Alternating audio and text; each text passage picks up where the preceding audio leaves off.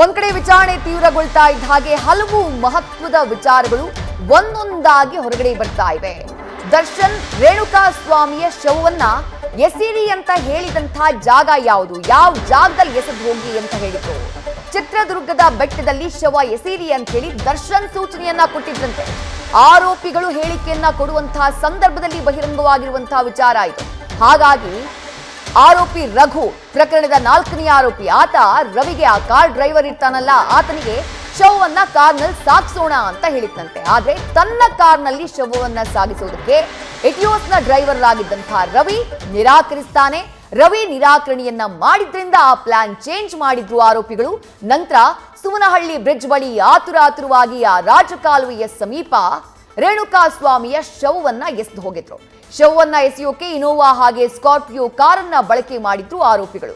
ಅದರ CCTV footage ಕೂಡ ಲಭ್ಯ ಇದೆ.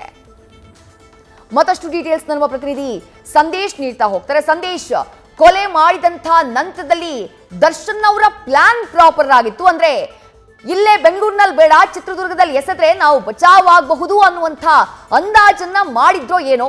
ಸದ್ಯಕ್ಕೆ ಆರೋಪಿಗಳು ಕೊಟ್ಟಿರುವಂತಹ ಹೇಳಿಕೆಯನ್ನ ಗಮನಿಸುವಂತಹ ಸಂದರ್ಭದಲ್ಲಿ ಹಾಗನ್ಸುತ್ತೆ ಸಂದೇಶ್.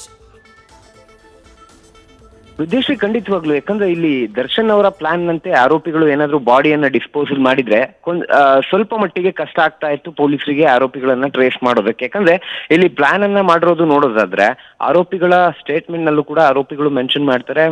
ಪ್ರಮುಖವಾಗಿ ಯಾವಾಗ ರೇಣುಕಾ ಸ್ವಾಮಿ ಮೃತಪಟ್ಟ ಬಳಿಕ ಆ ಬಾಡಿಯನ್ನ ಡಿಸ್ಪೋಸಲ್ ಮಾಡೋದಕ್ಕೆ ಬರೀ ಈ 4 ಜನ ಆರೋಪಿಗಳಿಗೆ ಮಾತ್ರ ಹೇಳ್ತಾರೆ. ಅಂದ್ರೆ ಈ ಬಾಡಿಯನ್ನ ನೀವೇ ಡಿಸ್ಪೋಸಲ್ ಮಾಡ್ಬಿಡಿ, ಚಿತ್ರದುರ್ಗದ ಬಳಿ ಇದನ್ನ ಬಿಸಾಡಿ, ಅದಾದ ನಂತರ ಅಂದ್ರೆ ಚಿತ್ರದುರ್ಗದ ಕೋಟೆಯಲ್ಲಿ ಅದನ್ನ ಬಿಸಾಡಿ ಅದಾದ ನಂತರ ನೀವೇ ಹೋಗಿ ಪೊಲೀಸ್ ಠಾಣೆಯಲ್ಲಿ ಸರೆಂಡರ್ ಆಗ್ಬಿಡಿ, ಚಿತ್ರದುರ್ಗದಲ್ಲೇ ಸರೆಂಡರ್ ಆಗ್ಬಿಡಿ, ನಾವು ಫೈನಾನ್ಸ್ ವಿಚಾರಕ್ಕೆ ಕೊಲೆಯನ್ನ ಮಾಡಿದೀವಿ ಅಂತ ಮೊದಲಿಗೆ ಆ ಸುಪಾರಿಯನ್ನ ದರ್ಶನ್ ಅವರು ದುರ್ಗದ ಹುಡುಗರಿಗೆ, ಅಂದ್ರೆ ಯಾರು ಕಿಡ್ನಾಪ್ ಮಾಡ್ಕೊಂಡು ಹೋದ್ರು ರೇಣುಕಾ ಸ್ವಾಮಿ ಅವರನ್ನ, ಅವ್ರಿಗೆ ನೀಡಿರ್ತಾರೆ.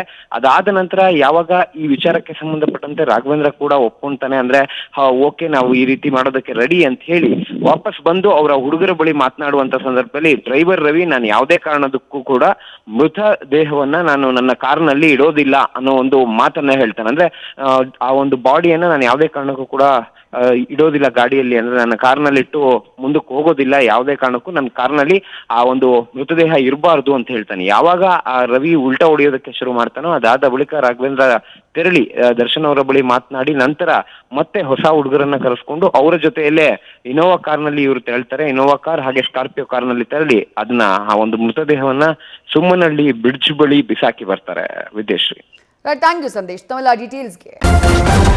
ನ್ಯೂಸ್ ಫಸ್ಟ್ ನಿರ್ಭೀತಿಯಿಂದ ನಿಮ್ಮ ಪರವಾಗಿ.